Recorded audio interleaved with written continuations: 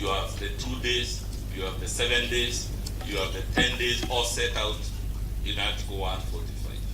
For the purposes of my client that their ascension to office, their timelines are also fixed. The president must nominate within 14 days. Parliament must make the vote within 60 days. And my lord, if a matter can be done within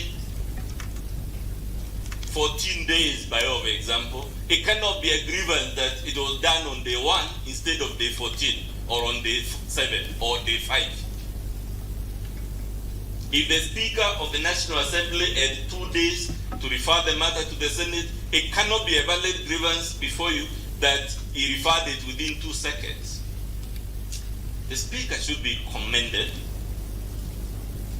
for obeying the philosophy of the Constitution, which is that matters of the nature before us must be expedited, and more specifically, going by the decision of the Supreme Court in Mate and another versus Wambora and another, paragraph 85 to 93 of the Supreme Court decision in Justice Kyoki Mate and another, my lord, the Supreme Court confirmed that these timelines are cast on stone.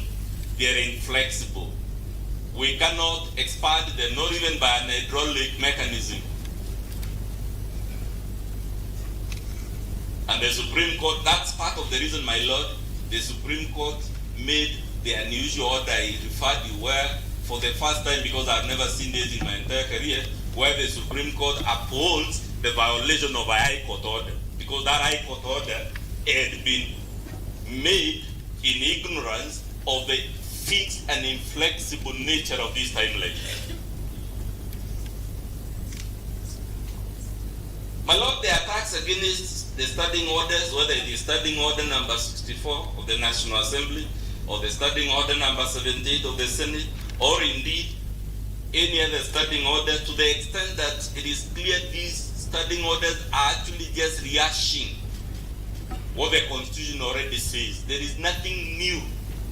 Any of these standing orders that are stated that is not already contained in Article 145. So any attack on those standing orders, the invitation to declare them unconstitutional, my lord, is a collateral attack to Article 145 of the Constitution. You're being invited to rule collaterally, not directly, because the petitioners, of course, are smart people. But I was also reminded, my lord, again back to my Swahili, akili ni nywele, kila mtu akona zake.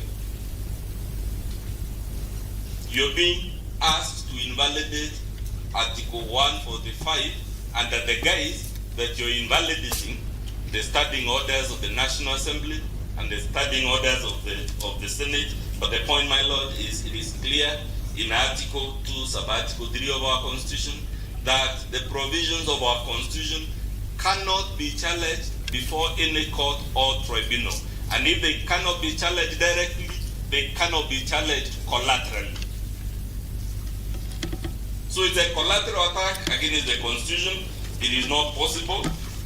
And for that reason, nothing really turns on the idea that there is anything untoward about these standing orders.